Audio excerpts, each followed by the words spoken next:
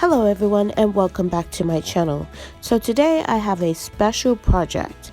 Now I don't normally have enough lard to do this, but because I did 2 batches of pork recently, I was able to render out enough from the pork to make soap.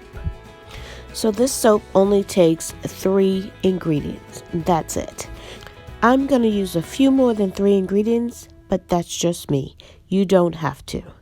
So I would say you're going to need some eye coverings, 100% lye drain opener, make sure it's 100%. And then you're going to also need some kind of distilled water, filtered water, or tap water as long as it's filtered. So I have some essential oil, lemon and orange that I'm going to use in mine. You don't have to if you don't have it. I'm also going to use some dried and powdered orange peel in mine as well. I also have a little bit of activated charcoal that I'm going to add to a portion of my soap. So you're going to need a mold to put the soap in and maybe a few other items. So the star of the show, the lard. Nice creamy white, but as you will see, the bottom of this still has the gelatin on it. So I have to separate that from the actual lard, which is what I'm going to make the soap out of. So I just run my spoon around the bowl just to break the seal, and I'm just going to tip it up out of here, and then I'm going to just scrape the gelatin or the broth or whatever you want to call it, water, whatever you want to call it, off the bottom of this. Now I could have done this a couple of different ways, but I found this way to be the easiest, and I get a better product, I would say, this way, because all the impurities and everything settle to the bottom. The lard is not 100% pure, and I could make it that way. I don't really need to for soap making, but if you were gonna say can this or maybe put it in your fridge to use just for lard, I would say you would need to do that extra step. If not, it will go off on you. It won't last a long time in this state in your fridge, probably about, I would say, 2 weeks or so. And I have a container here of the first batch I made of lard, and I saved that portion. I did the same thing I'm doing now and just put it into a container.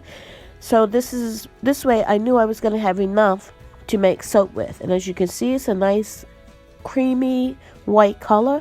It's not dark or anything like that because I didn't cook it that long. It came right off the fat of the pork that I was rendering. So now I've taken that disc of lard, and I'm going to take as much of this gelatin off the back as I can possibly get. As much as I can see with my eye, I will take it off because I don't want that in my soap. So we are just going to take all of it off, anything I can see here. And you can use this for something else. You can cook rice in it. You can make it as a base. Use it as a broth. The actual lard that's going with it, I'm not going to worry about it too much. It's not that much. And you can use it to fry veggies. So remember, safety first. Get those gloves on and that eye protection on. And now that I've got my lard weighed out, I know how much water I will need and how much lye I will need. So I have my mold here for the soap. It's a silicone mold, and I just use this for soap. Everything I use today is just made for making soap. So here's my lard all ready to go in the container. I'm going to mix it in. And I'm got my water here. This is the distilled water in a measuring cup that I use just for soap making, nothing else. I have my lye all measured out, and you want to pour your lye into your water, never the other way around. I can't stress this enough. Pour your lye into your water, not vice versa. So I have a silicone spatula. Once again, I use just for soaping. I have my stick blender here, again, just for soaping. I will not use this for any other food related things. So I'm just going to slowly pour my lye into the water, and then I'm going to make sure it's completely dissolved. You will know when it's completely dissolved because you will be able to see through it. When you first pour it in, it becomes cloudy and starts to heat up. Once it starts to dissolve, it becomes clear and it settles down around probably about 80 to 100 degrees. I know that's kind of crazy, but lye, the reaction with water, sends up a lot of heat. So you want to do this in a well ventilated area. It will send fumes out and you don't want to breathe those in directly. A well ventilated area. So I'm going to continue stirring my lye water until all the lye is dissolved, until it's completely dissolved and I can see it clear. So once that happens, what I'm going to do is add it to my lard. Now you can see it's starting to go clear here, and I'm going to add it to my lard. Now this is called heat transfer method. I've never tried this before, so this is going to be a first for me, as well as you seeing this on my channel. So let's take this adventure together. So I'm just breaking it up just to help it melt a little faster. And hopefully this works. So I'm just going to pour my hot lime water over my lard and just start the melting process. So you want to be careful at this point because any lye or anything that splashes up on you will burn your skin. So that's why you should wear gloves, eye protection, and a long sleeve shirt just to protect yourself from that. As you can see, it's starting to melt, and I've never tried this before, like I said, and I'm like amazed because usually I would just melt the lard. In the past, I've just melted the lard and put my lye water to it. So this is new for me. And I'm just going to try and get all the lumps out and completely melt that lard before I move on to the next step. So I had to switch up tactics and think quick on my feet because I've never done this before. So I'm going to sort of a double boiler method. There's hot water in the metal container and I have a glass container on the top to melt the rest of that lard because it wasn't melting with the lye water. I used a lye calculator to calculate how much water and lye I need for my 11 ounces of lard. So I know the ratio is correct, but it was just not enough to melt all the lard that I had. So I've let it cool down a little bit and I'm adding my essential oils to it. Now this lemon and this orange smells so wonderful, nice, fresh, clean. I'm so glad I went with these 2 scents. And I'm just mixing it in, making sure it is well incorporated before I move on to my next step. You want to have your essential oil, even if you're using a fragrance oil, well incorporated before you move on to the next step with adding in my case, I'm going to add in the orange peel, but you want to make sure it's well incorporated. You could even use a whisk at this point. I didn't feel it was necessary. I just stuck with my silicone spatula. So I add in 1/4 teaspoon of orange peel powder because it's not a lot of soap and I don't need a lot. A little bit goes a long way.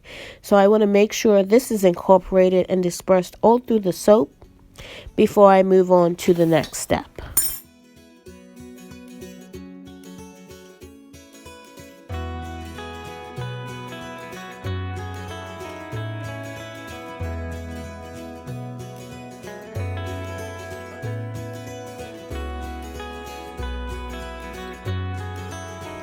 Okay, so now that I have my essential oil in and my orange peel in and everything's well dispersed, it's ready to go into the mold. And as you can see, it is at a light trace, which is great because you want to have it sort of a light to medium trace, meaning that once you trace the liquid over the top of it, you can see it lightly. So it's at a light trace here, and I like to pour at this stage because you can do different things with your soap at this point. So we're just gonna pour it into the mold.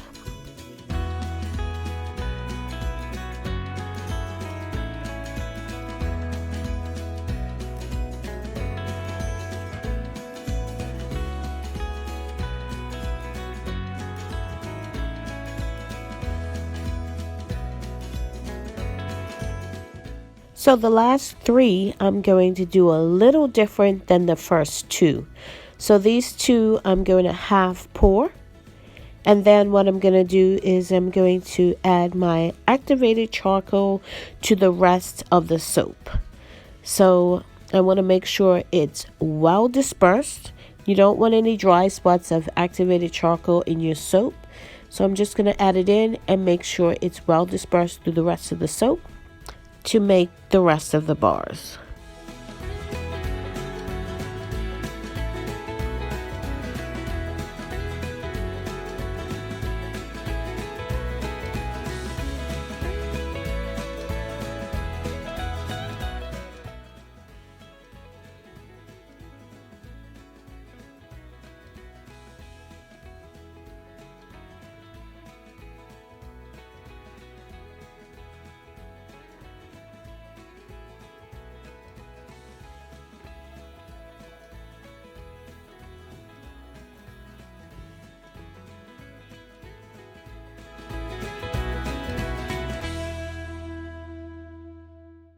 So for the rest of the first bar, I'm actually going to use my silicone spatula to disperse the soap over the first layer because it's still kind of soft and I don't want it to break through. I want a definite white layer and a definite black layer. So that's why I'm just using my spatula to make it go over the soap a little easier so it doesn't break through that first layer. And then the other ones, it doesn't really matter. I'm going to do a black bar, and then the other one I'm actually just going to swirl in.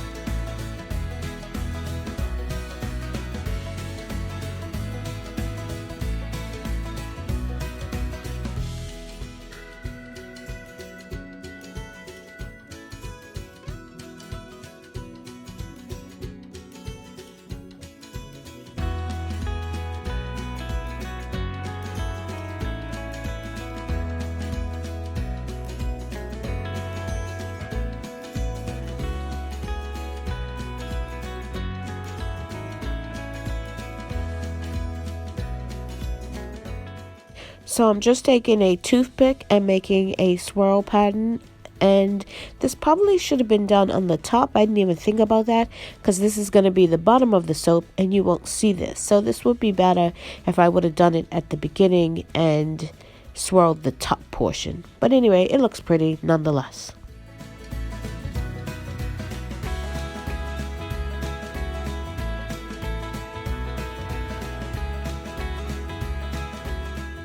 As you can see, I did put my silicone mold on a cookie sheet so I can move it around, and in this case temp out any air bubbles that might have been in there. So these are my finished bars. As you can see, they smell great. If they don't look great, they smell great.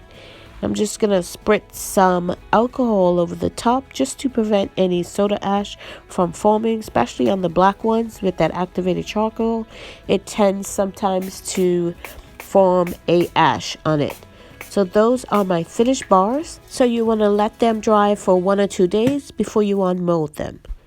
So now here it is 2 days later. I'm going to unmold my finished bars and just put them on a wire rack, and that's how I will store them for 4 to 6 weeks so they cure and then they'll be ready to use.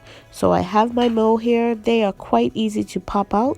You just pull the mold apart and pop them out. So I've got my gloves on because they are still sort of wet. I wouldn't say wet, soft. They're soft. And I don't want to get any fingerprints and all that kind of stuff on them. And I don't want that soap in my hands right now.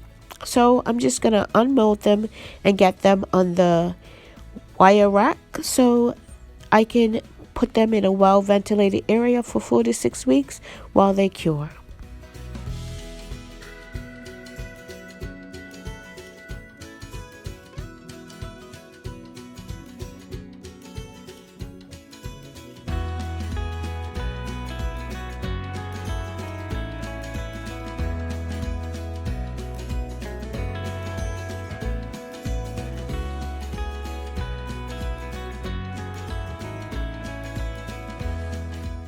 Okay, so I did put a napkin underneath just because the lye in the soap and the really cheap dollar store wire rack can sometimes make it rusty, and then that rust would be deposited on the back of the soap, which I don't want. So I'm just going to let these cure in a well ventilated area for 4 to 6 weeks. As you can see, the mold came out clean, well, cleanish. Just wash that up and you just can use it for your next project. So that's my soap.